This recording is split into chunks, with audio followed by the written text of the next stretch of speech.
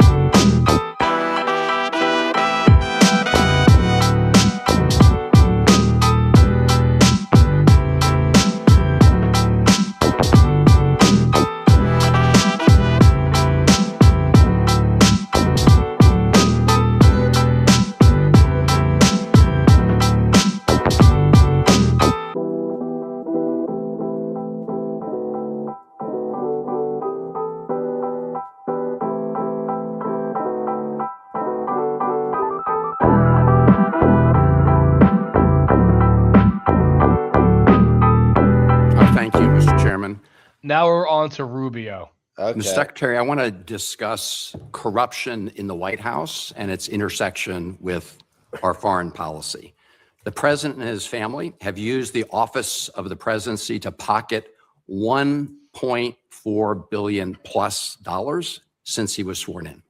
New York Times analysis entitled Trump's Plundering of America indicates that some of that is a result of the president selling corruption here at home, but much of it relates to the president selling out U.S. interests overseas to make a killing for his family, including giving away sensitive U.S. semiconductor and AI technologies to the UAE, while the UAE pumped $2 billion into one of the Trump family ventures. And then there are all the other Trump deals that are intertwined with tariff or foreign policy matters. Golf courses in Saudi Arabia and Vietnam, Trump hotels and office buildings in other countries. And of course, there's the $400 million jet from Qatar. The list goes on and on. By any measure, this is the most corrupt administration in American history. We also see the president wielding U.S. power overseas in a way that advances the interests of his billion. The most corrupt administration in American history.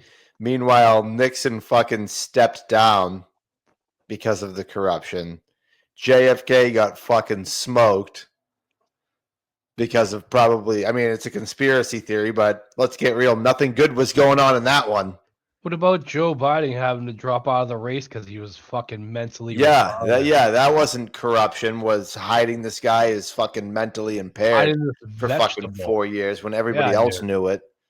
Yeah, no, that wasn't anything. At the expense of American interests. It was Ron Lauder, who has business ventures in Greenland, who reportedly first put the idea of grabbing Greenland into President Trump's mind.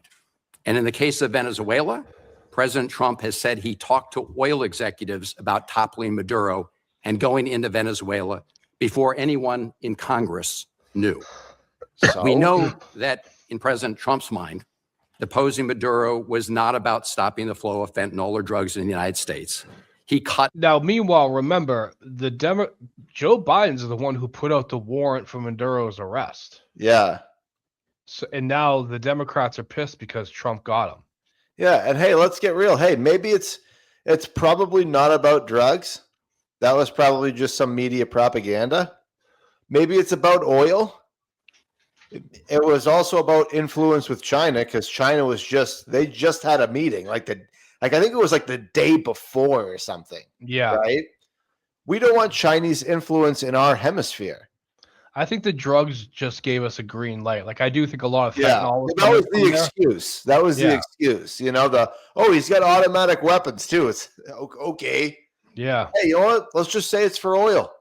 Hey, now that and then all of a sudden when he met with China, like, you know what? We remember there's a warrant out for his arrest. Let's get him. Yeah. No shit. The budget for DEA. He pardoned the former Honduran president convicted of drug running.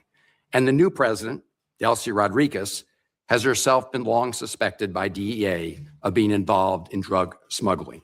She's also a longtime hardened communist leader, so this operation certainly was not about bringing more freedom and democracy to Venezuela. In fact, the president told us what it was all about at his big press conference after seizing Maduro. The president said it was about oil, oil, oil. He used the word oil 19 times, never mentioned democracy or freedom or human rights. And so the pattern of corruption is clear. Now, President Trump has said publicly that he had communications with folks from the oil industry about going into Venezuela before anyone here in Congress was notified.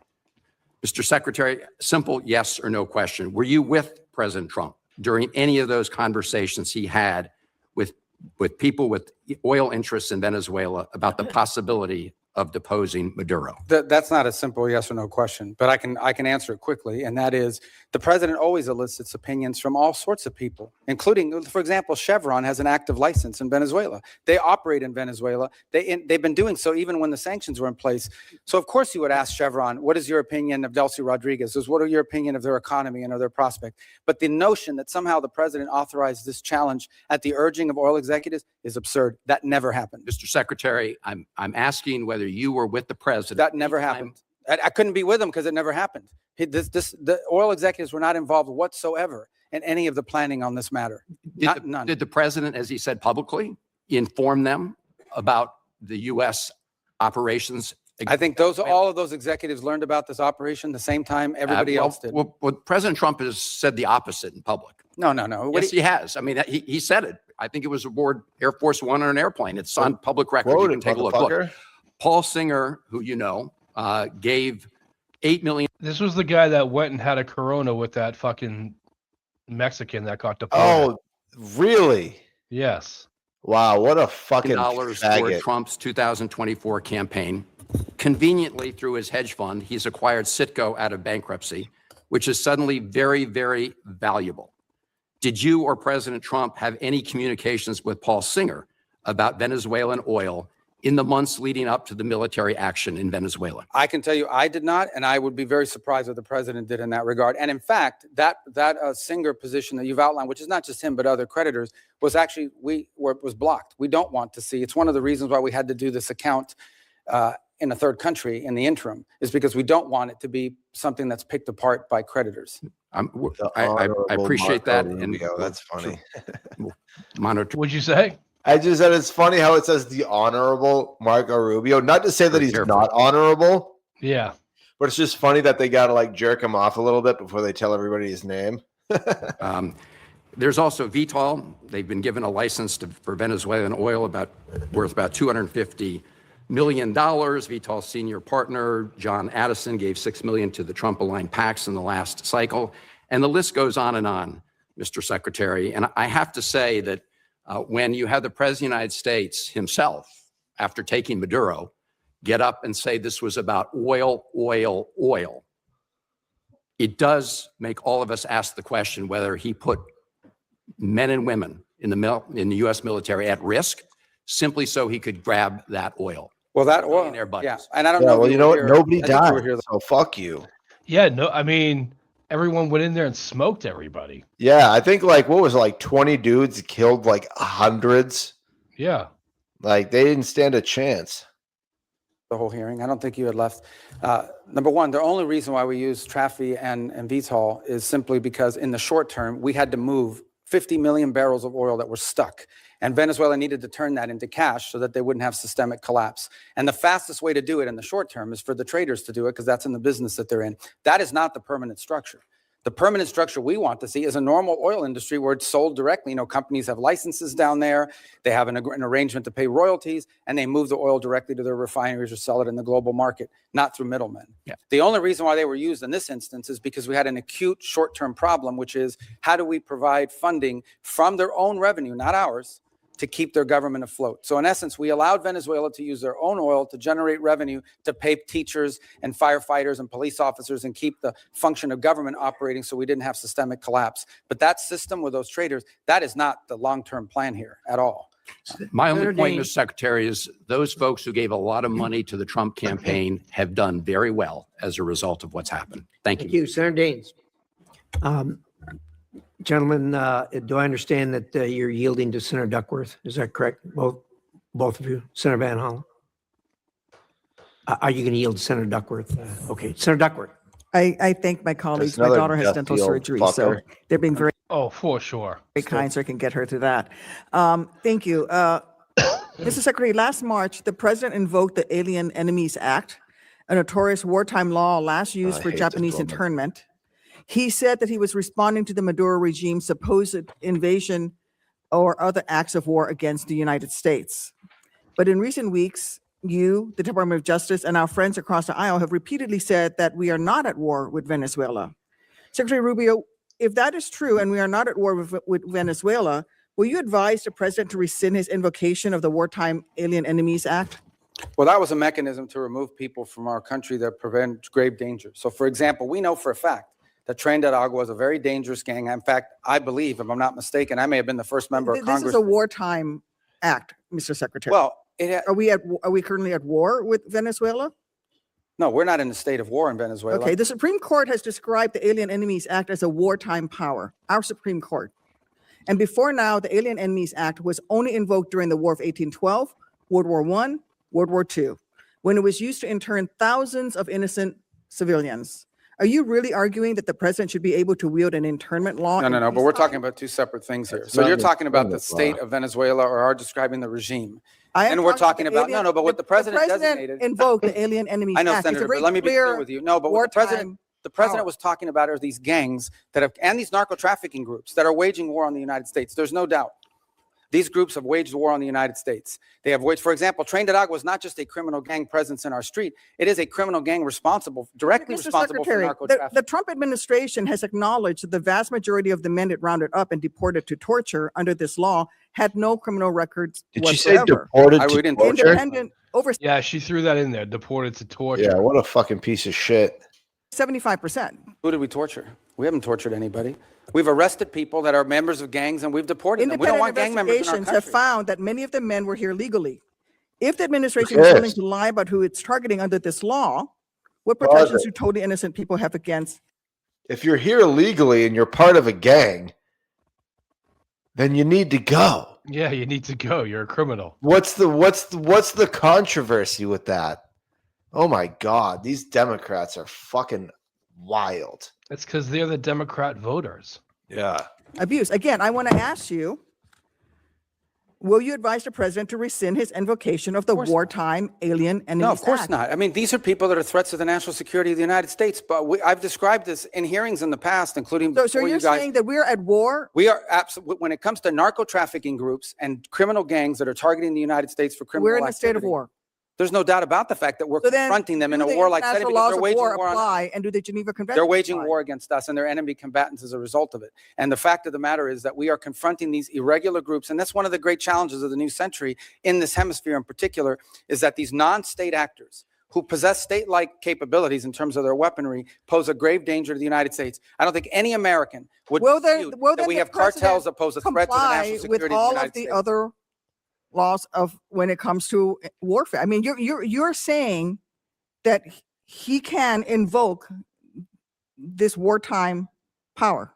No, I'm saying, you're asking me, I'm here to discuss foreign policy and what's in the realm of the Department of State. Well, you I think your questions are better directed to the invoking Department the of Alien Justice. Enemies Act, But I would tell which you is that. a wartime, which is something that Yeah, our but you're Supreme asking me a Court question said that's- can be invoked during All right, but wartime. you're and it's asking only me a been question invoked that's during the War of fucking 1812, broad. World War I, and World War II. You're It's only asking been me a invoked 3 question. times, and this president is invoking it. Okay, you're What- asking me a what- question about the domestic application of a law that's best It's directed not to a the Department of Justice. complication. It's No, not it a is, it complication. is, It's because you're very asking me simple. something to opine on something that's in the realm of the Department of Justice in terms of its domestic application. I can Well- tell you that the United States is most certainly confronting terrorist and criminal organizations operating in our hemisphere that pose a grave danger to the United States. Anyone who believes that gangs that flood our country with fentanyl right, or let me cocaine ask you are this. not threats to the United States is not living in reality and certainly does not reflect the opinion of most Americans. The president already said that he was ready to put American troops in Venezuela again. So we're at war right now. No, we're not. So if Fucking things don't go retard. well with the Chavistas you've empowered, When did the what president is your say he was gonna put criteria for troops in returning Venezuela? a military option, putting you? What is your criteria for returning to a military option and putting boots on? Well, I don't recall the president saying he was going to put troops in Venezuela. Where did he say that? I'm asking you, what are your? But that's what you said. I didn't Yeah, remember the president has already saying said that he was ready to put American troops in that. Venezuela. No, I think the president has said that he What, retains the right as fuckface? commander in chief to protect the United States against any imminent threats.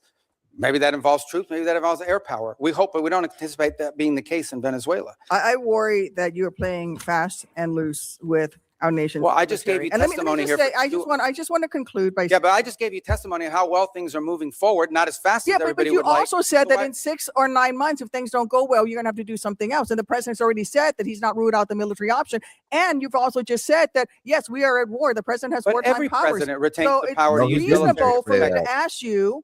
And I gave you a very specific example. Every president retains the right to defend the United States against an imminent threat. Yes, if there are just give you an example, Iranian drones deployed in Venezuela that could threaten the United States, we most certainly will address that, even if it's located in Venezuela. But we hope we don't get to that point. We don't expect to get to that I don't point. think that We're not trending in that direction. That's a fact. But that said, on the The one people of hand, America people are here worried that unhappy this we're is a president cooperating who with engages Venezuela. in yet On the other hand, they another want us to forever go to war, with Mr. them. Secretary. What's We that? don't need to be in another forever war. And that is the path that we are going towards. And let me just say. Well, how are we let me going towards a conclude- let me forever just- let war me if we're just dealing with conclude. we're Well, dealing you're with not Elsie ruling out a Rodriguez every military day? option. You're not going to ask him to rescind his invocation of the Alien Enemies Act. That puts Americans in jeopardy. And let me just say something about the Senator- president's recent comments about NATO allies. When I served in Iraq, there were Polish forces there with us. There were British forces there with us. There were Spanish forces there with us. I personally landed in Elzi, España, which came under direct attack by insurgents.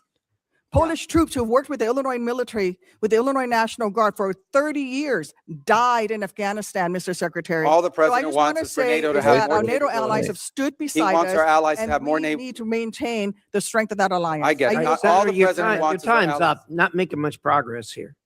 Well, let me just very say, the much. president Let's- just wants our allies to have more capabilities to be involved in operations like that, God forbid, in the future if necessary. That's not That's what not he an said. He unreasonable said that request. they stayed a little behind and they certainly did not come to our defense. And Well, which not they every did. country in Europe, not every country in NATO participated in those missions. Some did.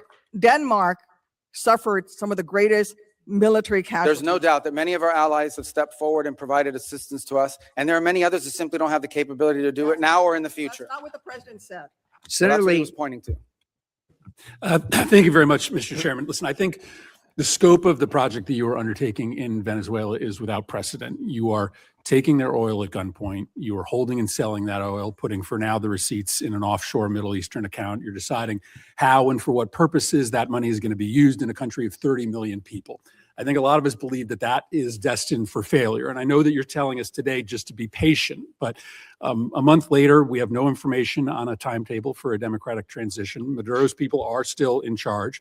Most of the political prisoners are in jail. And by the way, those that have been let out have a gag order on them from the government. The opposition leader is still in exile. This looks already like it Yeah, I'm is listening. a I'll be failure. right So back. you're in serious Okay. talks. But as you note, the Venezuelans are great at being in serious talks. They almost never deliver. So I'm just going to give you my 3 questions and hope that you'll answer them, because I do think we want to try to understand how to judge the efficacy of this as time goes on, because I worry you won't be back before this committee anytime soon, and to understand whether this is just facilitating corruption, both in Venezuela and here at home. So here are my 3 questions. First, reports are that you've given no bid licenses to 2 companies to sell Venezuela's oil. One of them is a massive donor to the president. To many Americans, that reeks.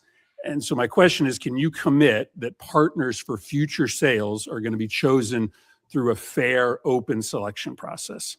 Second, if Delcy Rodriguez, who is an unelected leader, the head of Maduro's torture operation, is still in power 6 months from now, does that mean that your policy is a success or failure? How do we judge when we've had enough of Rodriguez.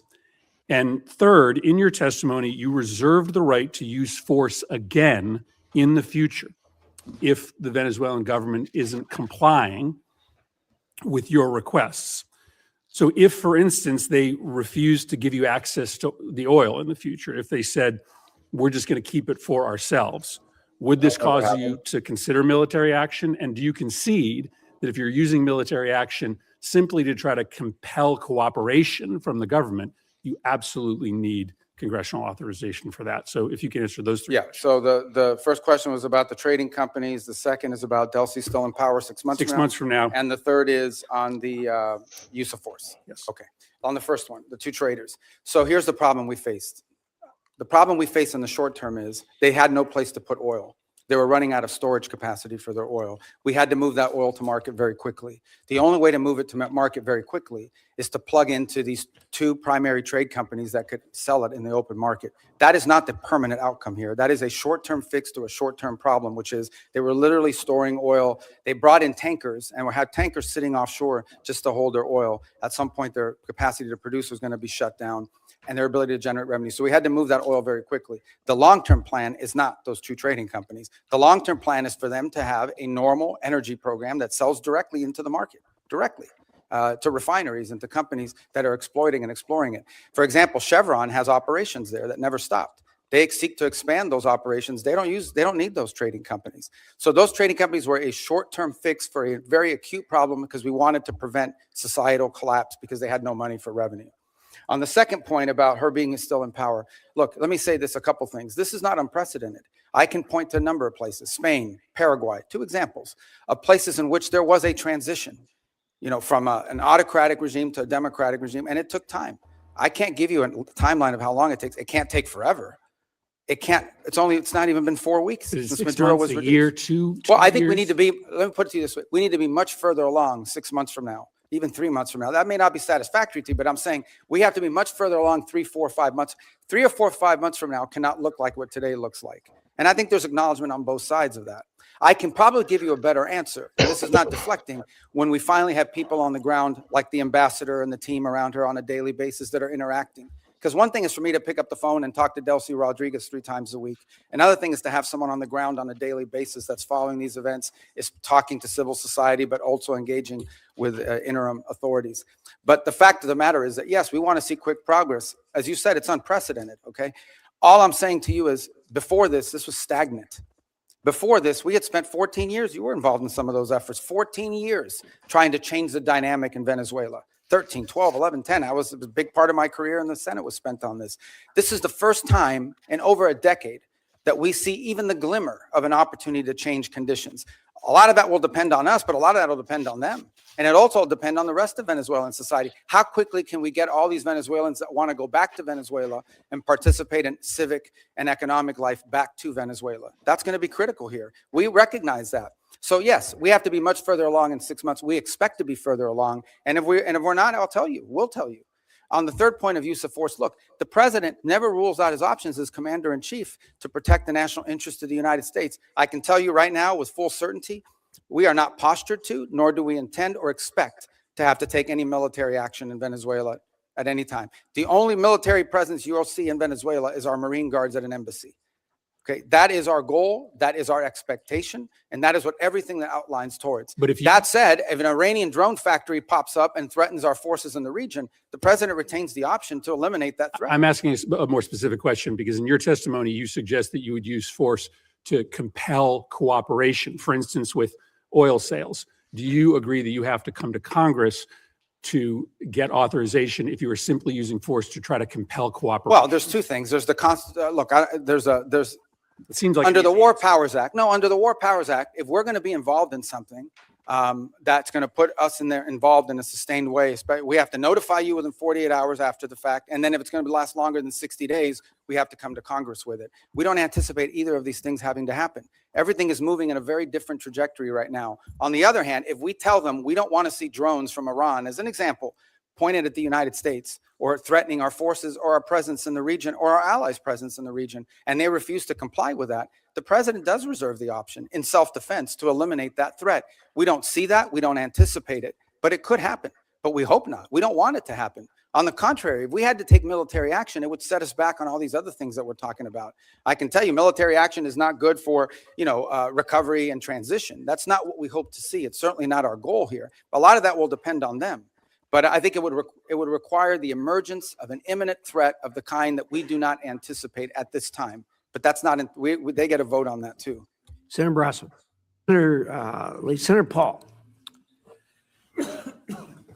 Our founders debated extensively over which branch of government should have the power to declare. If I may say, I don't like Rand Paul.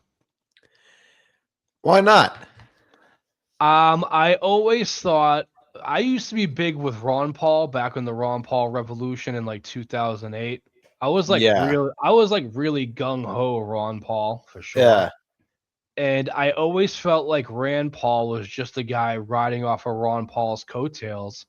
Because He kind of is. Because it was like once Ron Paul wasn't running for president anymore, Rand Paul immediately was like, "Well, I'm running for president." Yeah, you know? yeah.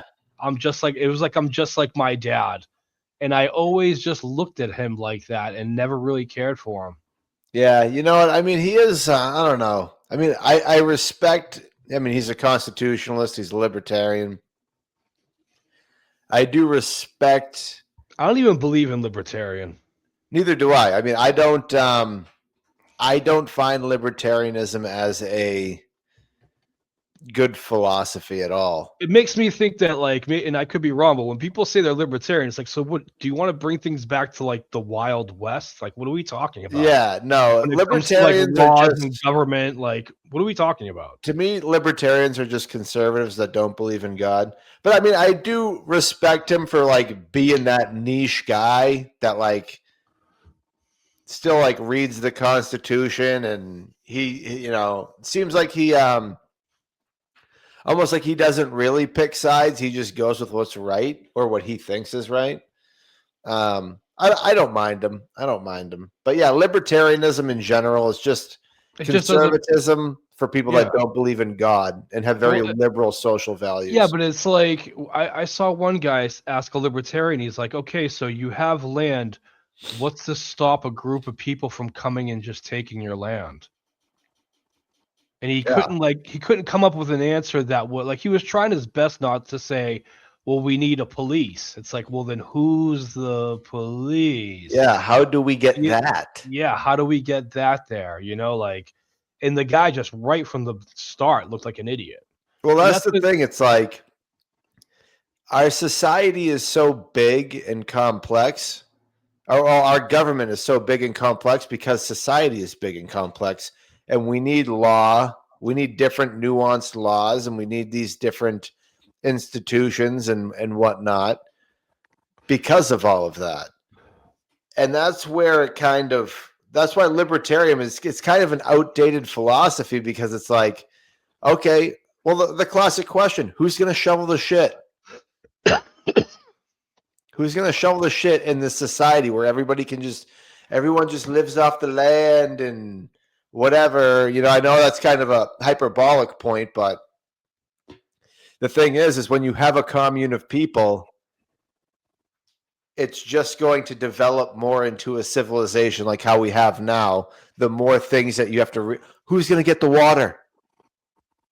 Nobody wants to hike up the mountain and get the water for everybody. Who's going to get the food? Yeah. Oh, everybody has to get their own water? Okay, well, what about the little old lady? Yeah. We have 50 little old ladies that can't go up the mountain. So who's going to get the water for them? Yeah. Okay. Now we have to make a law. Now we have to make an institution, the water getters, Yeah. And everybody's going to pay them with food because they're doing an extra task for, it just slowly snowballs into government and institutions, so it's unrealistic. Yeah, be like, if you had land and then I just walked onto the land and like you didn't have a fence and I built a house and then I put my fence like right next to your house. Yeah. It just like took your yard. Like, what's to stop me from doing that? Well, what's to stop? I mean, even if you had your house, let's say we don't live very far away from each other. Let's say me and you are the only two people, and I went into this secluded spot, and then you started building your house where your house is, and eventually I was just like, hey, you can't live here. I have all this land between the North River and Yeah. whatever. Why? Because I said so. Yeah, exactly. I guess we're going to war. Yeah, I guess we're gonna have to kill each other. Yeah. Yeah, it's fucked up. That's why I don't believe in libertarianism. Yeah. Anyway, back to Rand Paul. Initiate war. Virtually unanimously, they decided, and what was entered into the Constitution was that the declaration or initiation of war would be the power of Congress. Now, we have many advocates, many of whom are here today, who have been advocates for an expansive notion of presidential power. They often argue that wars are not really wars, that they're kinetic actions or drug busts. I think, though, if you reverse the circumstances, it becomes very difficult for these arguments to hold up. So I would ask you, if a foreign country bombed our air defense missiles, captured and removed our president, and blockaded our country, would that be considered an act of war? Well, Very I think your good point. question is about and I will acknowledge you've been very consistent on all these points the entire career. So let me, no matter who's in charge. So I will point to two things. The first is it's hard for us to conceive that an operation that lasted about 4.5 hours and was a law enforcement operation to capture someone we don't recognize as a head of state, indicted in the United States, All right, wanted my with a $50 question- million my bounty. question would be, if it only took 4 hours to take our president, it's very short, nobody dies on the other side, nobody dies on our side, it's perfect. Would it be an act of war? if We someone- just don't believe that this operation comes anywhere close to the constitutional definition of But war. would it be an act of war if someone did it to us? Nobody dies, few casualties, they're in and out. Boom, it's a perfect military operation. Would that be an act of war? Of course it would be an act of Here, war. I'm pause probably it. the most anti-war Pause it. person in the Senate. This is a false analogy. And this Why? is what people need to look out for. Like, low IQ people will be like, oh, well, yeah, you know, he's comparing the same thing. He's not comparing the same thing. Maduro was not recognized as a legitimate leader.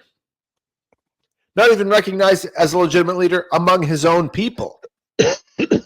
I know. So to compare Venezuela to someone doing that here, that's apples and oranges. It's two different scenarios entirely, and you're trying to conflate the two. Mm-hmm. It, and I would vote to declare war if someone invaded our country and took our president. Especially not. So I think we need to at least acknowledge this is a one-way argument. One-way arguments that don't rebound, that you can't apply to yourselves, that cannot be universally applicable are bad arguments. But yo, if we have a fucking bounty out for him and he locks himself on a military base, how else do we get him? Yeah. Yeah, I mean, that's what you got to do. So my next question would be, let's say it's not a war. And we're just going to define it away and say it's not a war. That's one of the arguments. So it's a drug bust. What if a foreign country indicts our president for violating a foreign law? Should we extradite our president, or should we be okay if they come in and get him by force? Look, I think ultimately we're always going to act in our national interest. And so if somebody comes after our national interest, like the case you've described, which obviously does not exist at this time, but the case you've described, the U.S. always has the right to act in its national interest and to protect itself. So I really it's don't about- know about this equivalency. Well, does this justify them doing it? We're always going to do what's best for the United States and America. We're always going to protect our system. But the point isn't, and you're exactly right, we will act in our national interest and we should. So I'm not disagreeing with you at all. What I'm saying is, though, that our arguments are empty then. The drug bust isn't really an argument. It's a ruse. The war argument, not a war, is a ruse. It's not a real argument. And we do what we do because we have the force, we have the might, we do it because it's in our interest. So we wouldn't let anybody come in, bomb us, blockade us, and take our president. We've had arguments about legitimate, illegitimate presidents, bad elections, rigged elections. So there's all kinds of same arguments that we've had in our country that they've had in Venezuela. But we wouldn't argue for an indictment. And these things aren't idle speculation. I mean, Netanyahu's been indicted by the ICC. And one of the reasons I object to being part of the ICC, and I would say you and the administration probably agree, is we're not going to let any international council indict our president and arrest him somewhere on foreign soil. We're not going to do that. We actually, most of us probably object to indicting Netanyahu in that way as well. So I think the arguments are invalid. So we did get the legal opinion that Senator Kaine referred to, the OLC opinion, Office of Legal Counsel. And I think a lot of it's been released. Plus, they came to our caucus and talked most of the open about everything they had classified. So I will talk about at least one of the arguments. They say this war wasn't a constitutional war. Therefore, it doesn't rise to the constitutional notion of us declaring or having to initiate the war. It just doesn't rise. And one of their main arguments was not enough people died. And so there is some number that they aren't specific, but there is some number. I would assume, although I'm not positive, that the 50, 60,000 soldiers who died in Vietnam might be enough for them to call that a war. But here's the problem. It isn't the number, it's that it happens in retrospect. See, our founders gave us the power to initiate or declare war. They didn't give us other powers to execute the war. Those are left to the president. But if we have to wait to see how many people are killed, we have to wait, as they describe it, as the scope, nature, and extent. If we have to wait to see the scope, nature, and extent, the war has been going on for some time. It's hard to vote to initiate a war that's been going on. And we can say this war is over, but we're still blockading it, and we may go back in. But there are no clear answers. You know, we put 2,000, we leave 2,000 troops in. Are we going to call that war and initiate it? So the definition of war is very important. And I think we have to acknowledge the problems with our argument. Calling things kinetic action is a disservice to our soldiers. Oh, you weren't really wounded in war. You don't have a Medal of Honor for war. You have a Medal of Honor for a kinetic action. So I think let's call it what it is. And let's vote on these things. But I think we're in violation of both the spirit and the law of the Constitution by bombing a capital, blockading a country, and removing elected officials. And we certainly wouldn't tolerate it, nor would I if someone did it to us. But we didn't remove an elected official. We removed someone who was not elected, and it was actually an indicted drug trafficker in the United States.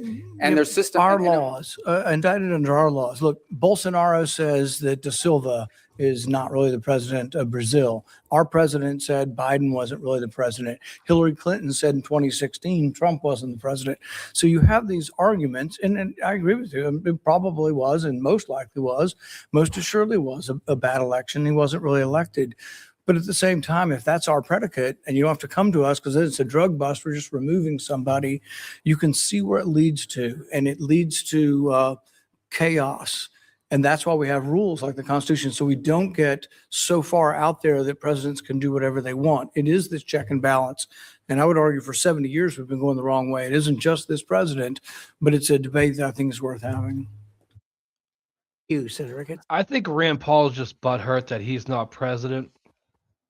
Yeah, I mean, and he's like not doesn't have a chance. Yeah, and he's just like he's always taking it out on everybody. Yeah, I mean, he does bring up some good points, I guess, about the war. But hey, I'll even concede. We went to war for 4 hours and we won the war in 4 hours. How's that? That's a good compromise. How's that? I guess. No casualties. We won. And cool. Let's move on. Even like, I mean, you can see the videos of like Joe Biden and Chuck, I think it's Chuck Schumer, having the other guy who Maduro took the fucking presidency from, like in Congress at the time, being like, he's sitting over here because he's not allowed his own, like pointing out how like this guy totally got fucked. Yeah. And like now they're trying to, you know, I'm not saying Rand Paul, but people are just pissed about it because Trump did it. Yeah. That's the only reason why they're mad. And I feel like that's the only reason why Rand Paul just gave all that spiel is because he's butthurt. He's never going to be president, and fucking Trump punked him out in the primaries in 2016, and he's just butthurt. Yeah. Yeah. Senator Coons. Thank you, Mr. Chairman. Thank you, Secretary Rubio. Good to be with you again. I don't see My basic question is, what are we doing here? What is the point? What is the goal of this hearing? How do I know? As you know well, having served on this dais alongside me for 14 years, this is an oversight hearing. And the point, the Look at that purpose fucking of dome. oversight. What's up? Look at that guy's dome. I know. Shave the Wow. sides. Yeah, do Shave the something, sides. man. There's no way. I don't believe people in there like, oh no, my head looks weird. Like, no, this looks weird. Yeah. Shave your sides. Is to encourage, if necessary, to compel consultation between the administration and Congress. And I just wanted to raise with you at the outset, of course, the commander-in-chief has, under Article 2, the power to defend the American. Even though as I look, I bet his head does look weird all Yeah, bald. yeah, Dude, yeah. look at that fucking dome, Yeah, that's bro. a fucking dome and a half. He looks like a fucking Jesus. alien. Jesus. American people against an imminent threat or an incoming attack. How else could we be kept safe? But our Article 1 power requires consultation. I'll agree with all of my colleagues. Nicolas Maduro's a bad guy. He was indicted. There was a bounty on his head over several administrations. His removal, flawlessly executed by American troops, thankfully none of them hurt, did cost the lives of 75 to 100 Venezuelans and Cubans, was a So if you are saying all that, why are you here grilling Marco Rubio? Yeah. That's like a dangerous and high-risk maneuver. I am glad that it ended as well as it possibly could. But the point here but that I want to make first is that it was rehearsed for months. The administration had a number of contingencies it was trying to navigate through. But over the course of months, when the administration was taking strike after strike after strike against drug trafficking boats, in several instances where senior leaders of the administration briefed this committee and others, we were told that military action to remove Maduro was not on the table, that the campaign to try and deter drug trafficking was not going to include the exact military action that followed. Yet it was being rehearsed. If there was time to practice, there was time to consult. And consulting with Congress is not just some high-minded principle, not some abstract thing, not a nice to have. It's a got to have. And look, the chairman opened by saying that this was limited in scope and duration, that it was executed flawlessly, and we should all be happy about the result. That much I agree with. But our president continues to threaten Delcy Rodriguez and the remnant of the Maduro regime with military force if they don't comply. We should know, what are the policies? What is the path? What is the plan forward? You and I both know the long and painful history of wars that began and seemed to be resolved and then opened up into excruciating, expensive, years-long conflicts. In Iraq in particular, in Libya and elsewhere, things do not always go as planned. And so consultation with Congress that is truthful and forthcoming and transparent is critical. In your yeah, but I think if they consultated with Congress first, it wouldn't have happened. Yeah. Like they had to do that without fucking checking with Congress because Congress would have clogged all that up. We would never would have got them. Not to mention, they probably would have just like started saying shit like they tried to invade, Yeah, you know, exactly. whatever, you know. service in this body, you knew that, you experienced it. I was in the room as you held to account members of previous administrations for not coming forward as they should have. So look, in order to avoid our men and women in our armed forces going into harm's way, doubting whether they have the support of the Congress, consultation, hearings, and deliberations are required. I understand the risk of leaks. That's a risk every administration takes. But at the end of the day, our framers entrusted the power of the declaration of war to this body, not to the executive. And where there is the time to consult, there has to be consultation. Second, I just but wanted to talk again, about that's allies. assuming that this is a war. Like, I mean, when I conceded it could have been a war, you know, I was kind of joking. I mean, this wasn't a war. You know, even when they make the argument, oh, well, according to our laws, it wasn't an elected leader because A, B, and C and all that shit. It's like, yeah, well, you could say that for any country. You could say that for any country. Every country recognizes countries that other countries don't recognize and blah, blah, blah, blah, blah. But at the end of the day, it's what our country thinks. So if it's not a recognized leader, it's not a recognized leader, you know? So we took him out. We, you know, we did a good thing. Alliances. I was just in Europe. I led a bipartisan delegation, as Senator Shaheen referenced, to Denmark. And our president's comments about NATO, about Denmark, and his attempts to coerce Denmark into giving up Greenland are appalling. They profoundly harmed our security. No. And I am asking you to do everything you can to reinforce our commitment to NATO. I was concerned that you just said NATO needs to be reimagined. Let's just be clear about the record. You know as well as I, Article 5 has only been invoked once, and it was in defense of us after we were attacked. Danes and soldiers from almost every other NATO ally deployed and served, fought, and died. 52 days. And for me, the most emotional moment of my visit to Denmark was laying a wreath at the memorial to the Danes who served, fought, and died alongside Americans. So when our president says we never asked for anything from NATO, and they never gave us anything, and you suggest that they aren't carrying their weight, whether it's in bases or in access or in troops or in service, Wow, it is notice how allies they that will named everything except for the premise, which is them paying their fair share. Yeah. He named everything except for that, which is the most important fucking part. Piece of in shit. the Indo-Pacific. Our treaty allies, Korea and Japan and Australia and the Philippines, are going to be critical to Indo-Pacific security against our principal threat, China, and in Europe. I'm worried that the very foundations of trust are being shaken. Our democracy depends on consultation with Congress that is truthful and timely, and the confidence of our allies depends on them knowing where we're going next. Today, an armada is steaming towards Iran. Our president is on social media threatening Iran. And I hope I can count on you, Mr. Secretary, to consult with us and inform us before our next actions, whether against Nigeria, Colombia, Cuba, Iran, or anywhere else. And I hope and believe that I can count on you to reinforce the sanctity of NATO, not to reimagine it, but to reinforce it. Thank you. Well, let me unpack the 3 points you Yo, touched upon. that dude said a lot before he let Rubio fucking talk there. Consultation, NATO, Greenland, alliances in Greenland. Let me tell you on the consultation. Look, this has been a point of tension, not just in this administration and Congress, but in multiple administrations, as you rightly pointed out. I was a big fan of consultation when I was sitting over there. Now, you know, it's a different job, different time. But it's not. That's not necessarily the point. This is a very unique situation that we faced here. The fact of the matter is that our mission, and the one you were briefed on and talked about, that mission remains ongoing, and that is the counter-narcotic mission that we continue to carry out in the, as controversial as it may be, you may not all be fans of it, obviously, but it is happening in the Eastern Pacific, and it is also happening in the Caribbean Basin. The problem is, or the good news is, there aren't a lot of drug boats moving in the Caribbean Basin anymore, and that's what we had briefed Congress upon.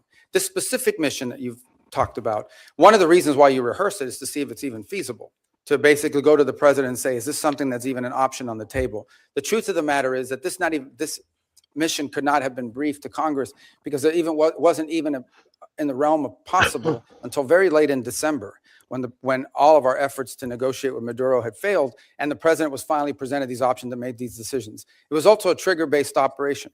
It may never have happened. It required a number of factors to all align at the right place at the right time in a very limited window. And it wasn't even clear if it was ever going to be possible. There's also the aspect which I do not control, and that is deference to the Department of War on operational security. Despite the fact that we had kept this quite constrained, the truth of the matter is that this was leaked. We now know it was leaked by a contractor, the Department of War, that had it been published would have endangered the lives of people and or would have probably canceled the ability to carry out the mission. So this is a real tension, and one that I'm doing the best I can to try to manage within the constraints of two things: operational security and also decisions being made. There are multiple contingencies for events all over the world, including some that none of us think were ever going to come to fruition. And in this particular case, one of the reasons why you rehearse these things in advance is to know whether it's even possible. Is this even doable? And what are the risks associated with doing, so you can present options to the president who ultimately makes these decisions. In the case of reimagining NATO, it most certainly has to be reimagined. And the reason why it has to be reimagined is not because its purpose is reimagined, its capabilities have to be reimagined. Let me give you as a point of example. There's a lot of talk about security guarantees. And it's something that there's general agreement about now with the case of Ukraine. But those security guarantees basically involve the deployment of a handful of European troops, primarily French in the UK, and then a U.S. backstop. But in fact, the security guarantee is the U.S. backstop. It is not and I'm not diminishing the fact that some countries in Europe are willing to place troops in a post-war Ukraine. What I'm pointing out is that is irrelevant without the U.S. backstop. And the reason why you need such a strong U.S. backstop is because our allies and our partners have not invested enough in their own defense capabilities over the last 20 or 30 years. Now, hopefully that's going to change. Hopefully that is changing. And in some cases and in some particular countries, it's already changed. But this is a fact that we cannot ignore. NATO is going to be stronger if our allies are more capable, especially, and here's the reality, whether we want to accept it or not, we have interests all over the world. We have interests in the Middle East, we have interests in the Western Hemisphere, and we most certainly have interests in the Indo-Pacific. A number of you have already pointed out that China is the chief challenge. We can't have the same soldiers or the same ships in both Europe and in the Indo-Pacific. We have to pick.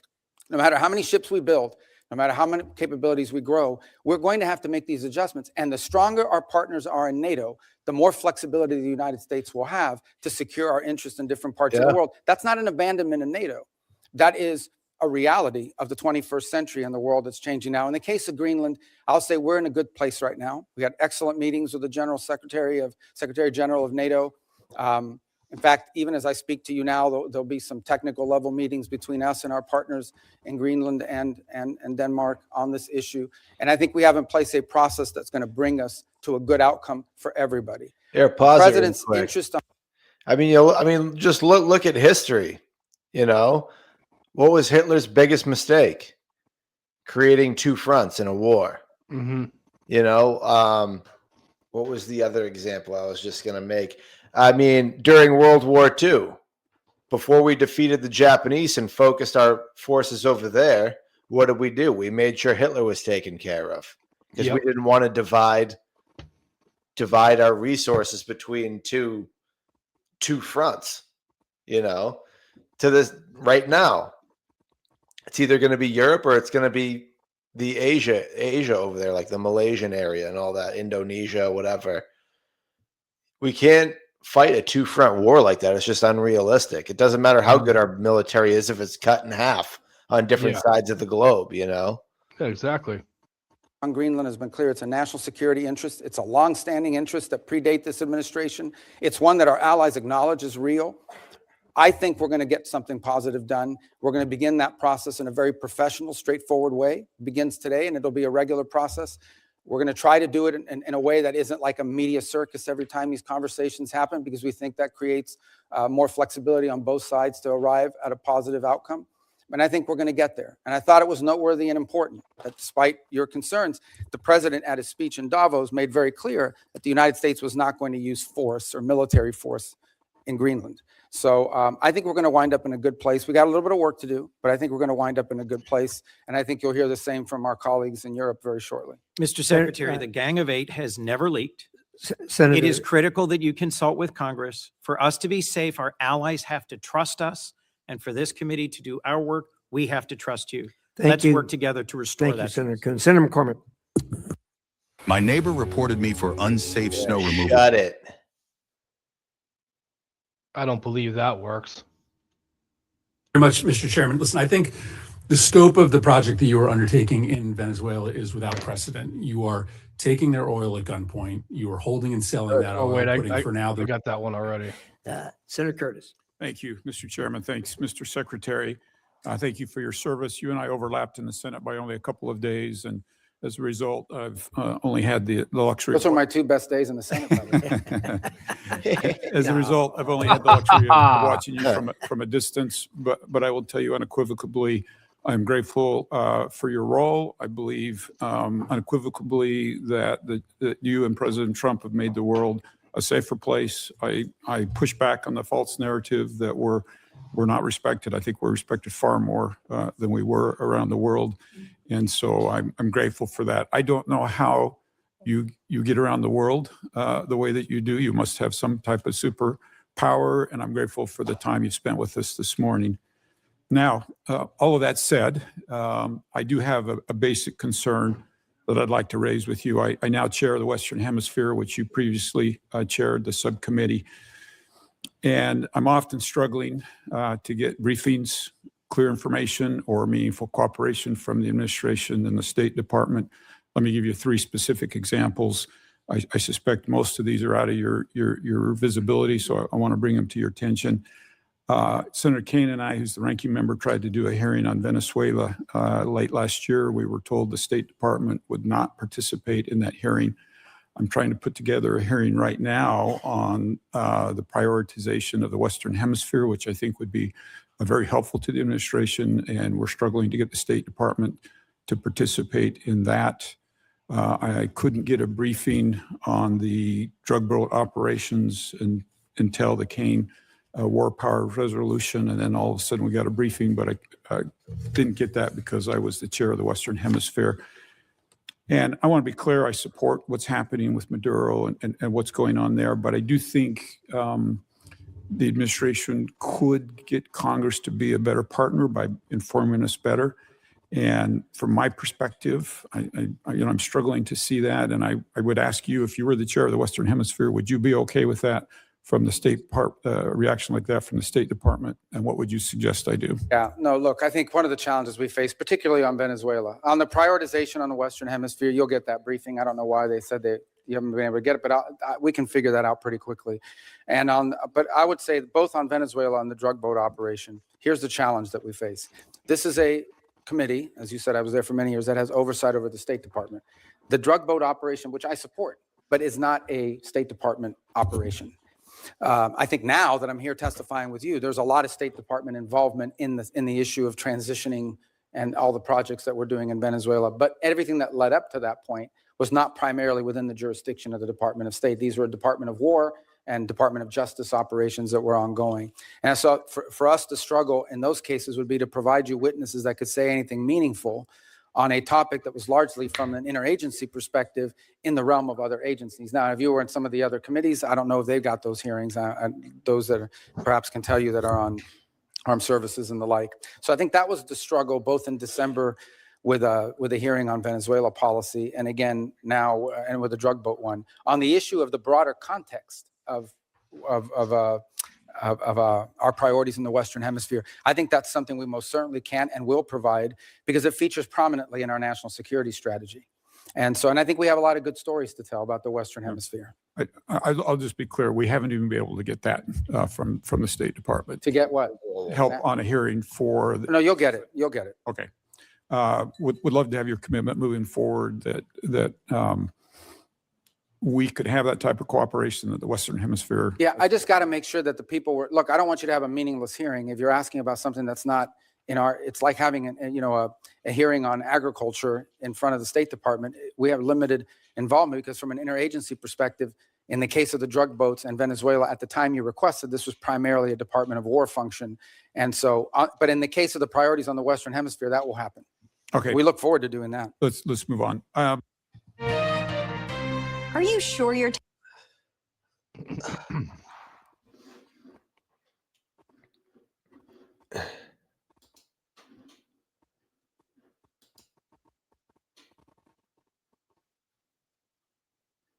I'm pleased that we are looking at a diplomatic presence in Venezuela in the near future. I think that's very important.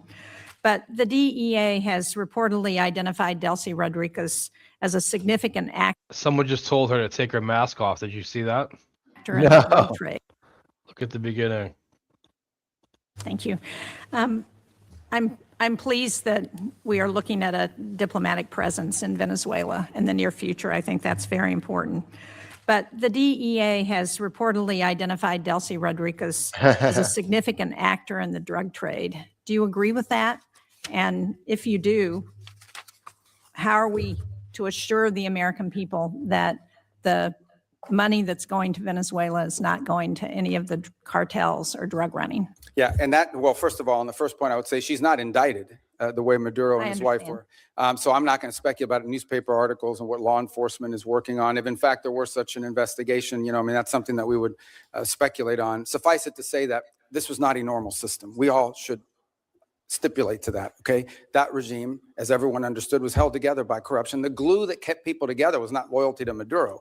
It was the fact that these 5 guys had 5 separate oil fields that were assigned to them. These people had drug routes. I understand that. So that's going to be I'm clear. not defending the regime. In fact, I'm concerned that we haven't really changed the regime enough and that America's dollars are still going to drug runners and to significant organizations who we don't want to have benefit from the funding that we're selling now of oil and providing to the Venezuelan Yeah, government. look, no, I acknowledge that we are dealing with, I told you, with individuals that have been involved in things that in our system would not be acceptable to us in the long term. By no means is our policy to leave in place something permanent that's as corrupt as you've described.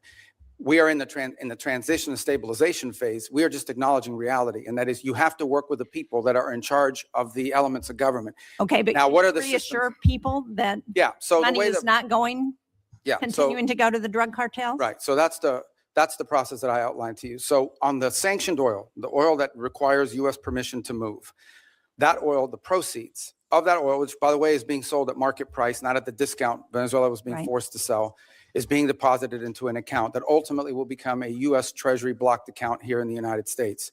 They will submit, we will at the front end say, this is what this money can be spent on these things. We will submit to them, they will submit to us a budget request. We want to use this money for these things. And part of the proceeds will go to fund a audit process to make sure that that's how the money is being spent. So And that's there how is- we intend to handle those funds in the short term. There's an actual audit process that's been set up? Who is It will be set up, and responsible? we have a couple options. One option is the XM Bank. They have expertise as bankers and being able to do some of that option. There may be some others in place. We haven't finalized what that audit process would be. We've only made one payment, and that payment we did, and retrospectively will be audited. But it was important we made that payment because they had to meet payroll. They had to keep sanitation workers, police officers, government workers on staff. It was a $300 million payment. Right. So it's been reported that the oil sold for $500 million, that $300 million went to Venezuelan government. What happened to the other $200 million? It's still sitting in the account, is my understanding at this time. The account in Qatar? Well, the account, yes, but that will ultimately be that's a short-term account. Ultimately, it will be a U.S. Treasury blocked account in the United States. And will it also be audited? Correct. Well, the audit will be on the expenditures. At the front end, we'll tell them this is what the money can be spent on. Again, I'm not talking about all the other revenues the Venezuelan government may have. We're talking about the revenues from the sanctioned oil. At the front end, we will say this is what the allowable expenses are. And then they will agree to fund as part of the overall cost. They will pay for and fund an audit system acceptable to us to ensure that that's how the money was spent. And can you report to this committee once that audit system is set up? Oh, absolutely. Yeah. I'd like to change the topic in my short time that I have left, because when you were a member of this committee, you authored legislation to prevent President Trump from unilaterally leaving NATO, you and Senator Kaine. Do you still believe that the U.S. benefits from NATO? We do. I mean, but NATO needs to be reimagined as well in terms of the obligations. And this is not new to this president. Multiple presidents have complained about it. I I agree. think this president just complains about it louder than other presidents. Well, I'm just trying to be clear, get a clear answer on where this administration stands relative to NATO, because it's been a very fuzzy message over the last year. And do you agree that we're stronger in confronting China when we do so with like-minded partners, and that China is still the number one threat that we face in the United States? Yeah, but our like-minded partners have to have capability. And that's been part of the problem, is the erosion in European defense capabilities, because they've taken vast amount of the monies that these are rich countries. And because of the NATO umbrella, it gave them the flexibility to spend a tremendous amount of their revenues on social programs and not on defense. Now, maybe that trend line will begin to change. Well, but it's it already needs to begun to change, frankly, and thanks. And I think the president deserves credit for that, for the fact that there is now a commitment for 5% of GDP to be spent on defense. Yeah, because But you get that whole argument part like, of why that is America strength also- the only country that doesn't have socialized health care? It's like, well, because we pay for their defense of all these other countries. That's why, you fucking retard. also comes not just from having the mechanism, the military might, but it also comes from the unity with our allies. And to the extent to which that unity is undermined, like the talk about Greenland and antagonizing Denmark, then it undermines NATO's ability. And the only people who are excited about that are Vladimir Putin and President Xi. Yeah, well, I would say that I think our alliances in NATO ultimately are something that's going to work out. Our partners understand the importance of the U.S. presence in NATO. Without the U.S., there is no NATO. And we understand that in order for NATO to be stronger, our partners need to be stronger. And one of the things we've explained to our allies in NATO is the United States is not simply focused on Europe. We also have defense needs in the Western Hemisphere. We have defense needs in the Indo-Pacific. And it will require us. We may be the richest country in the world, but we don't have unlimited resources.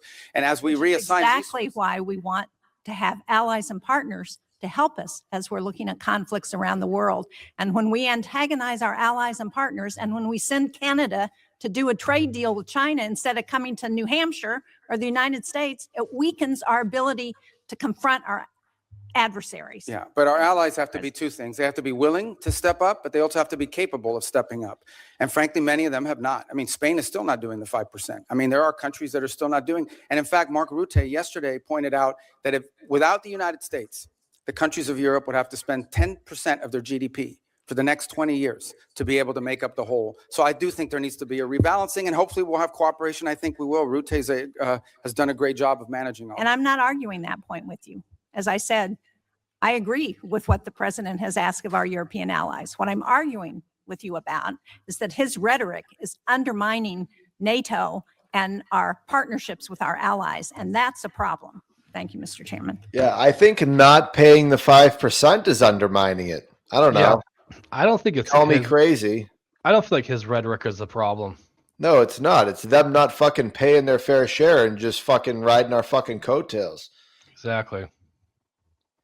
I want to pick up on my colleague's questioning Good old Cory Booker, who had sex with fucking what's her name. because Yeah, I actually know from years of conversations That's all I ever think about. with you, your heart about human rights in countries like Venezuela, Mr. Secretary.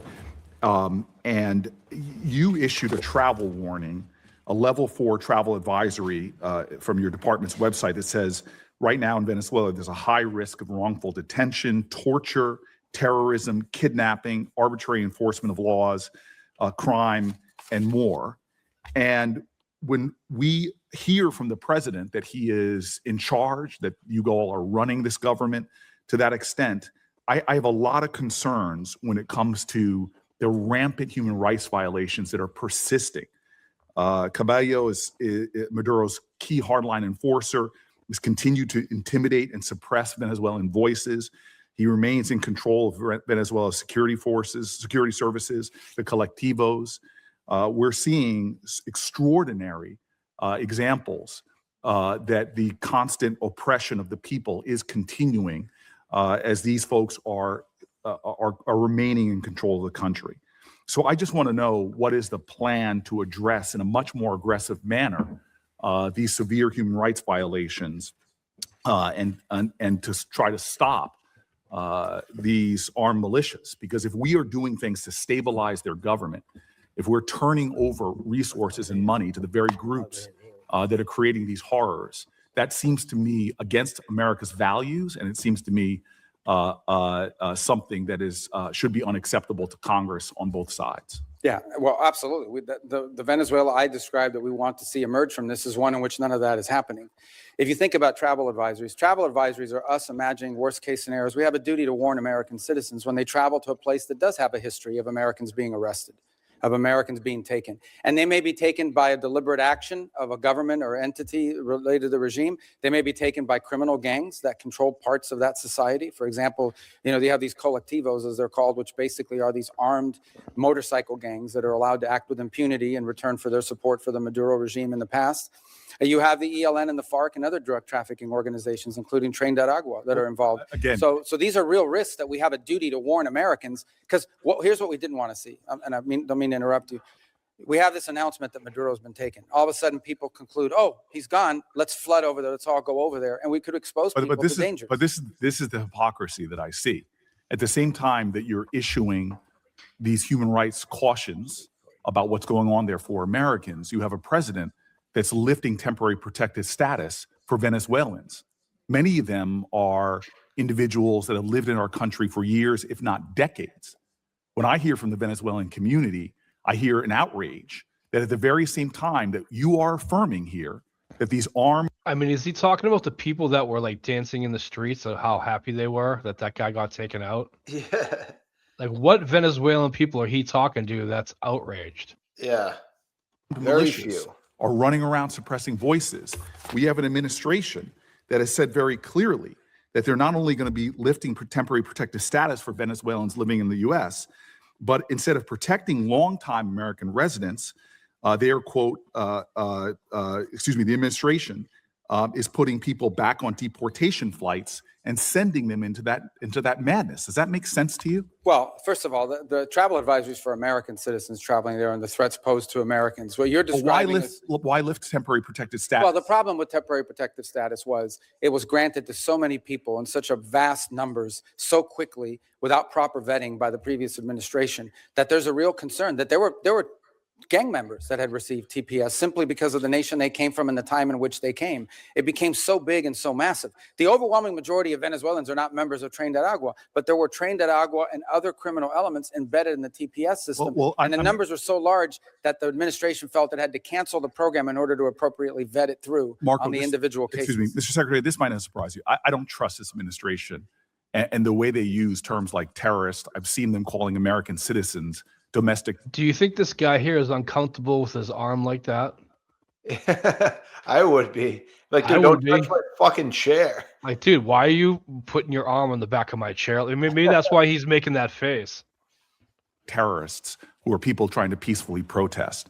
The problem we have right now is the administration continues to make policies that seem to contradict their words. And yet we don't have a process in place for Congress to do its job because people are not calling folks in for these hearings and not providing the kind of oversight that we need. It is very frustrating to me that we still have a repressive regime in power in Venezuela, suppressing human rights, yet we are cooperating with them. We are funding them, and we're not calling out the ridiculousness of the violence that's going on there. At the same time, we're taking people who have lived in our country for years and years and years and sending them back into that hell where they can be targeted, where they can be abducted, where they can be held for hostage because they know they have American family members that are still here. This is a situation ripe for where we are being complicit in continuing human rights violations, and that needs to stop. And I think Just on 2 points, we're not cooperating with them to continue doing what they're doing now. We're cooperating with them to transition away from what's happening now. And as I said, we're not even 4 weeks into this thing. And if it continues to look like this in 6 months, 9 months, a year from now, if progress isn't being made, we'll have very different feelings about it. But what we're cooperating on is not the continuation of what's happening. It's a movement away from all this and transitioning ultimately to something that looks nothing like this. That's the goal. But it's been less than 4 weeks. I mean, we think we've made substantial progress in a very short period of time, but I acknowledge we want to make a lot more progress. This is not the end state that we want.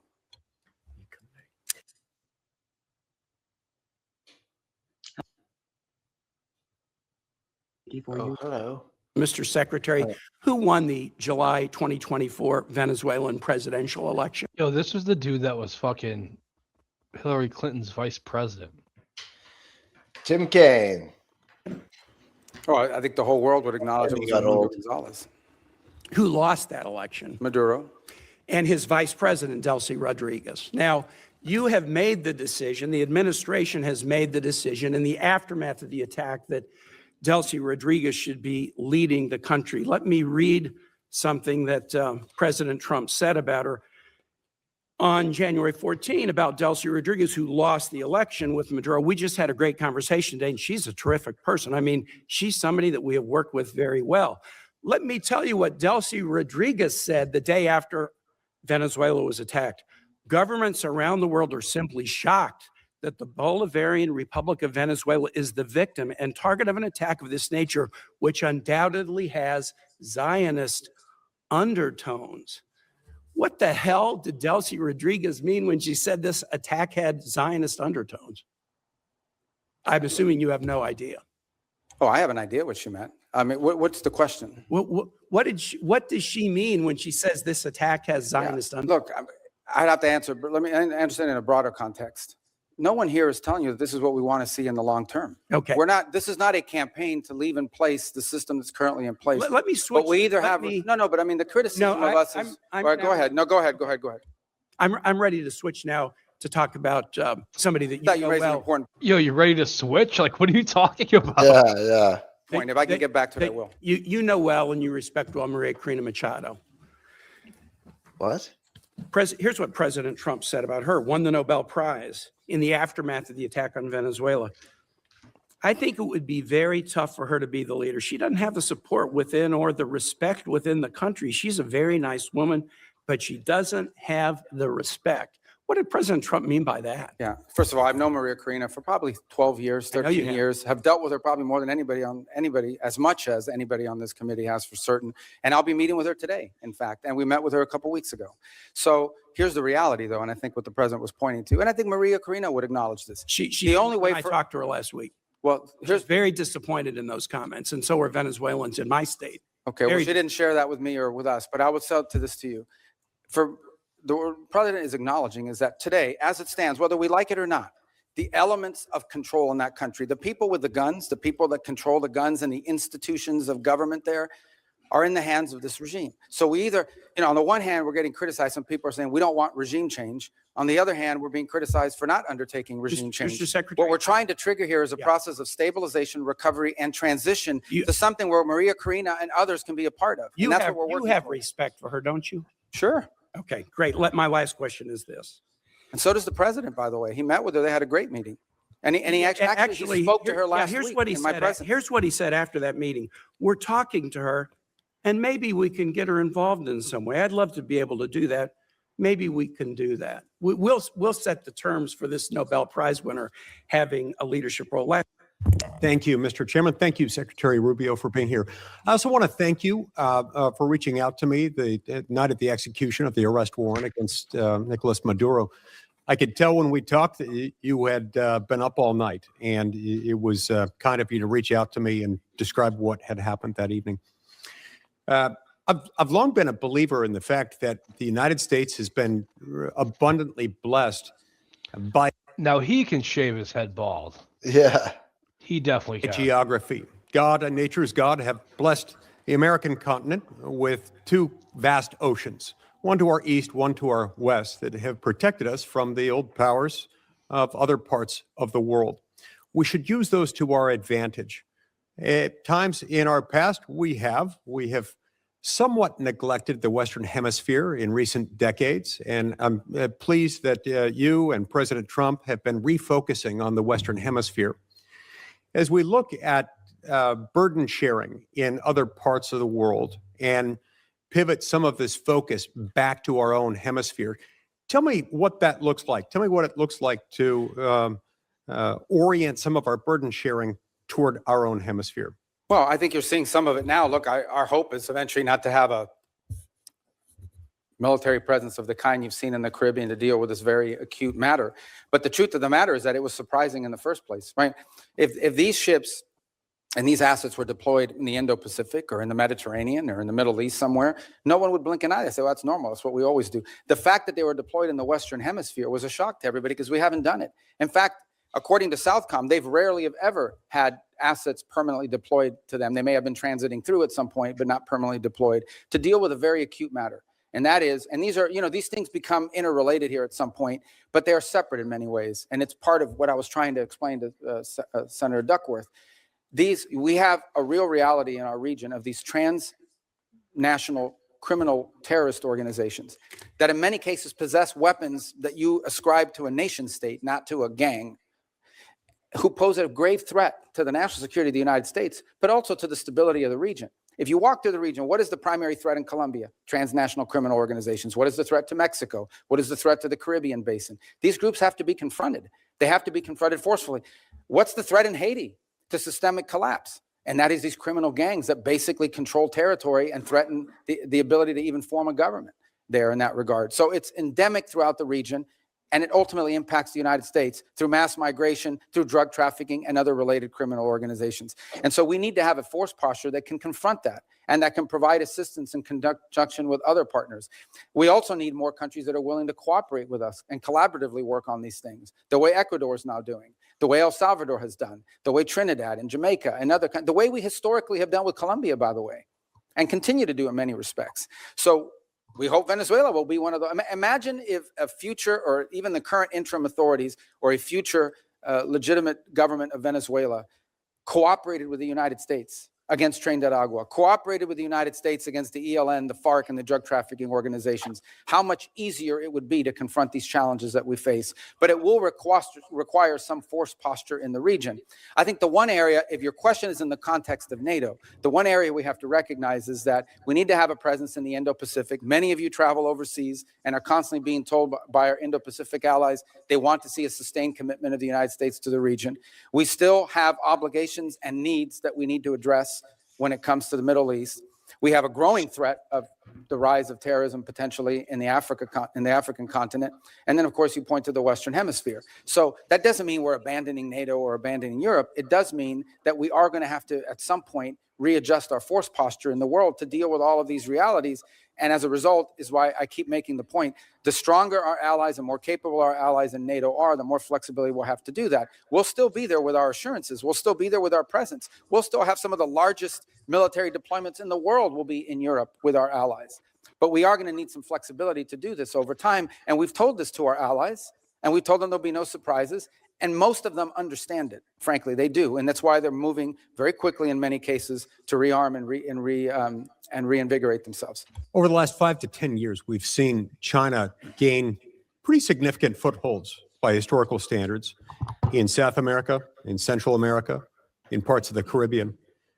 Sometimes this occurs simultaneously with and in the same places as drug cartels, the places where drug cartels are the strongest. How would you describe the connection between those two things? Are they correlated, or is there a causal? Well, the correlation may be to the extent that you have, usually when you have strong narco organizations or drug trafficking organizations, you also have very weak states that are, in some cases, vulnerable to corruption. So the general Chinese practice has been, you go into a country, you offer to build a bunch of stuff that you end up building poorly. And to get that contract, you do it as a market share thing, not because you can make money off it, but because it puts you in place at the expense of everybody else. You sometimes have to bribe people locally in order to get that, and it gives you a foothold into that country and allows you to expand into other sectors. In some cases, frankly, it has been like in telecommunications, because Huawei shows up with a deal and no Western company shows up with a deal that's affordable, and so they go with Huawei because they want to have 4G, not to mention 5G. Huawei provides a product that's not the best, but it's good enough, and they can afford it. And it's subsidized by the Chinese government. So we've seen that play out in place after place. It became quite acute, for example, in the Panama Canal Zone, where a Chinese company ended up owning both ports on the Pacific and on the Caribbean side and Atlantic side of that canal, which is of grave concern to the United States. So I do think you've seen their presence, largely through economic means over time, create leverage over nations in the country who become emboldened and either trapped in debt traps or trapped in bad contracts they can't get themselves out of, and always in sectors that are valuable to China that include rare earths and critical minerals, energy, and infrastructure. Senator Schatz. Thank you.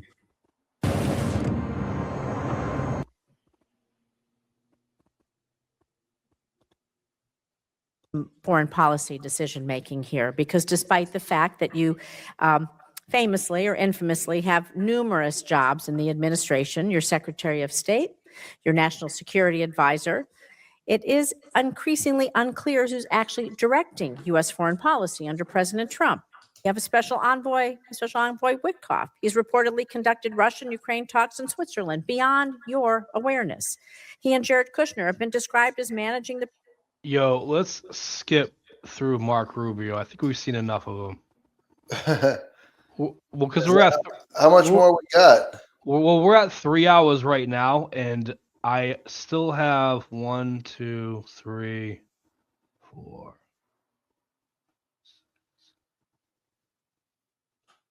That's a lot. I still have 10 clips that don't involve Mark Rubio, and there's like 4 more Mark Rubio clips. So let's at least jump through some of these. I mean, we don't have to go to the Treasury Secretary. It's not that big of a deal. But we can go through like the CEO of Netflix.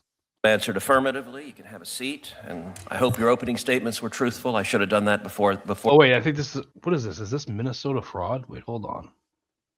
Let's go to CEO of Netflix. Boom.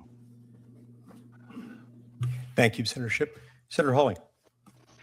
Thank you, Mr. Chairman, for calling this hearing. Welcome to the witnesses. Mr. Sarandos, if I could just start with you, let's continue to talk a little bit about the labor impacts here, if we could.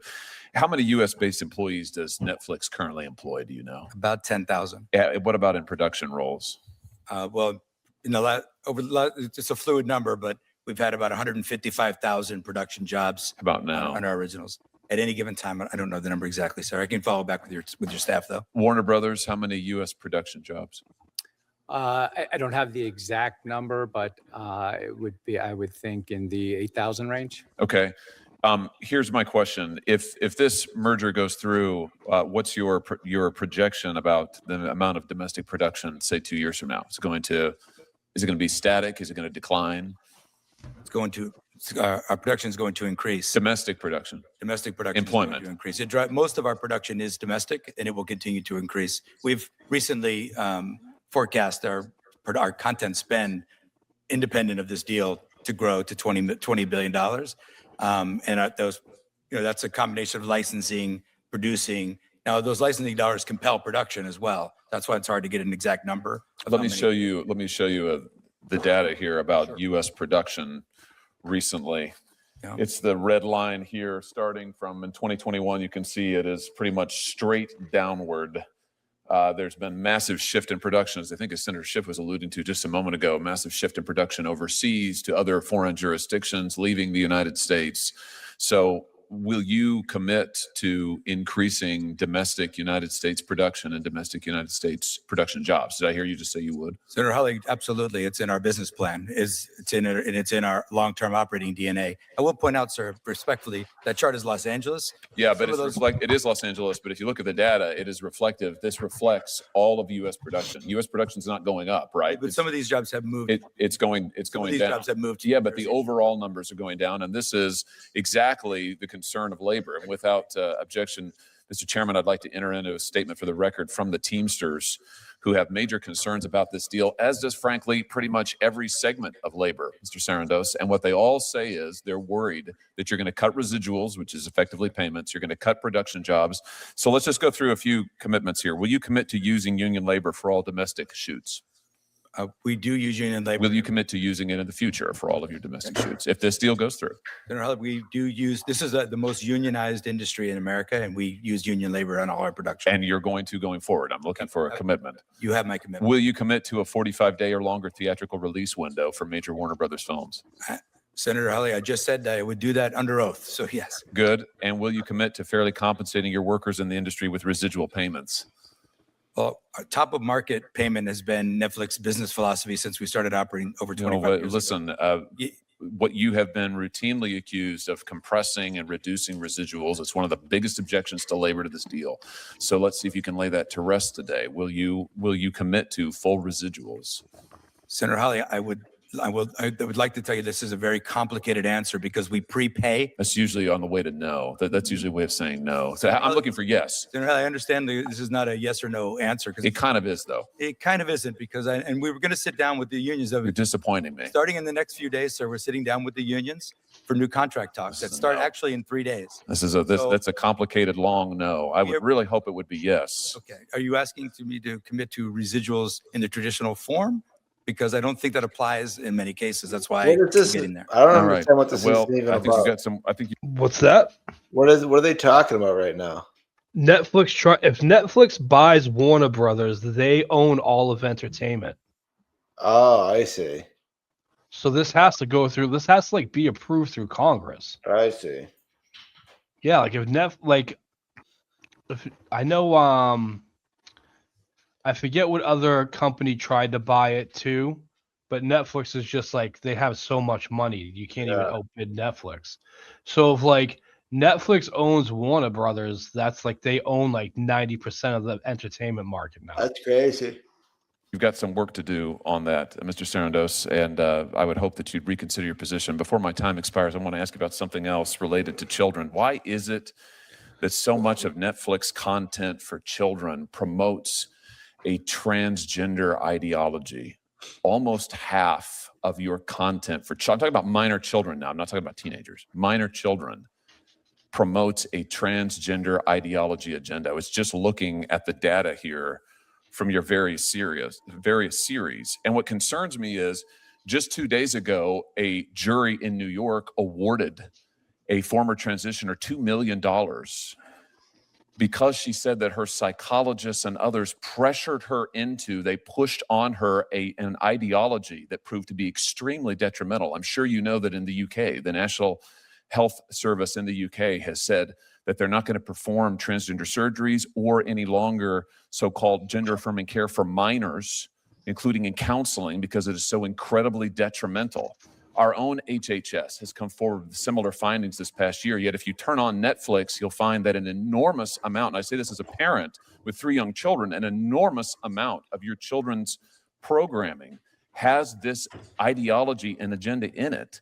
Is this an advocacy position for Netflix? Is this an ideological commitment you have? I mean, why is this? Senator Hawley, Netflix has no political agenda of any kind. I would tell you that. Well, then why is your children's program so full of this highly sexualized, highly controversial agenda? I don't understand it. It seems strange to me. Respectfully, sir, it's because it's inaccurate. We have millions of hours of children's programming. You're saying it's not there. You don't have trans. You don't feature trans characters, trans storylines, trans themes. It's not in your programming. I'm saying we feature a wide variety of stories and programs to meet a wide variety of people's tastes. Why is almost half of it? Why does almost half of your children's program feature this highly controversial, highly sexualized material? That just seems strange to me. It can't possibly be a reflection of the population. Senator Hawley, I don't have any idea where that number would come from or what that would be. I don't believe that's been your personal experience, but I can't speak to that. Well, what do you mean you don't think it's been my personal experience? You don't think that I monitor what my children watch on your? Here's what I tell you what my personal experience is since you bring it up. My personal experience is that my 3 children, I can't let them watch anything they want on Netflix. I can't let them watch anything on Netflix unless I preview it, because I don't have confidence in what's on your platform. I don't know what they're going to encounter. And I tell you what, I don't want my kids being pushed an agenda about their sexuality or gender identity when I have not had the opportunity first to discuss it with them and to form them in that. And I, frankly, on behalf of parents around the country, it offends me that Netflix is pushing this content at parents in what seems to be a very coordinated, thought through, planned out agenda in a way that, frankly, I think undermines parents, certainly undermines me and my wife. We have to watch every show beforehand before we can let our kids watch it. Now, I don't know. That seems pretty concerning to me. I know you make a gob of money on it, and maybe that's the answer. But it just seems to me that it's a disservice to the parents of this country, particularly given what's happening with our youth on this subject. Senator, if I may answer, like I said, we have millions of hours of content on Netflix at any given time. We have state-of-the-art tools for you to manage those choices for your children and to block any title that you might be offended by for any reason. So we are parents at Netflix as well. We share all your concerns about raising kids and also. There's no tool on Netflix that says block all trans cartoons from my kids. It absolutely isn't. The ability to raise them as you see fit in your household and anyone else's household as well. My concern is that you don't share my values or those of many other American parents, and you want the United States government to allow you to become one of the largest, if not the largest streaming monopolist in the world. I think we ought to be concerned about what content you're promoting. Thank you, Mr. Chair. Thank you, Senator Hawley. Senator Booker would. Thank you, Senator Welch. Senator Spread. Thank you, Mr. Chairman. Mr. Sarandos, you are currently the co-CEO of Netflix. Is that correct? That is correct, sir. Okay. And until recently, you were the chief content officer. Is that correct? It's been a couple of years now, yeah, but yes. Okay. Do you think Netflix is a powerful company? We're a successful company. Okay. I think it's pretty powerful. That's probably why we're here today, right? To judge whether or not it becomes anti-competitive in some particular way because of the power that it wields. You just said a moment ago that Netflix does not have a political agenda. Do you think Netflix is a politically biased company? No, sir, I did not. Okay. Would it surprise you if I told you that what percentage of donations from Netflix employees and other folks affiliated with Netflix go to Republicans versus Democrats, you think? I saw a number of published a while ago. It's very high Democrat. Like 99%? Could be, yeah. Yeah. That seems pretty high. Do you think that indicates any kind of... I mean, other than 100%, that's like the highest, right? Yeah. Bias by... Just like NPR, those NPR things. Everyone that worked for them, everyone that donated to them were Democrats. The company? Sir, Netflix doesn't have a political giving arm. It does not have, we don't have an active PAC. We don't influence our employees to do anything, and our employees can support issues and candidates at their will. Okay. On June 20th, 2020, on its X page, Netflix posted a video titled, quote, "To my white friends, guilt, shame, embarrassment," end quote, and saying, quote, "We need to do everything in our power to amplify that message." Do you stand by that statement? I have no recall of that statement at all. Okay, I just read it to you. Do you have an opinion about it? I don't have any idea what context it's in or anything. It Okay. sounds, In the sounds wake like a of social media. in the wake of the George Floyd riots on June 20th, Netflix posted on its page, "To my white friends, guilt, shame, embarrassment." What does that mean? I think that is an uncharacteristic post that I'm deeply regret if that got posted that way. Okay. Well, it did. Netflix also said on May 30th, "To be silent is to be complicit." I don't. Okay. I was just reading you some things that Netflix posted at the time. So you don't stand by that statement then? As I said, sir, we have no political agenda. Posting something like that would be quite political, but Right. I would agree. Yes. I would agree with you there. And I would say, I hope that wouldn't happen again. Okay. Netflix also said on June 10th, 2020, that to implement the BLM, the Black Lives Matter agenda, Netflix understood, quote, "that our commitment to true systemic change will take time." Do you still think that takes time? Are you still actively engaged in this effort? Again, so we're not engaged in political efforts like that. Okay. Any longer? And you're not, you were, but you're not now?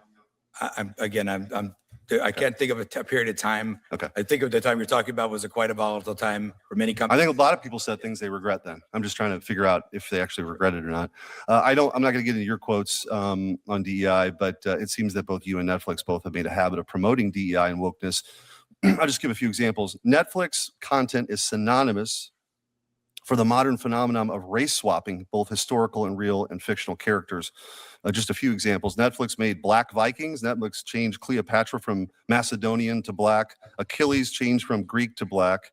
Netflix overtly sexualizes children in its Cuties film related to preteen girls. You mentioned earlier that you can block for titles.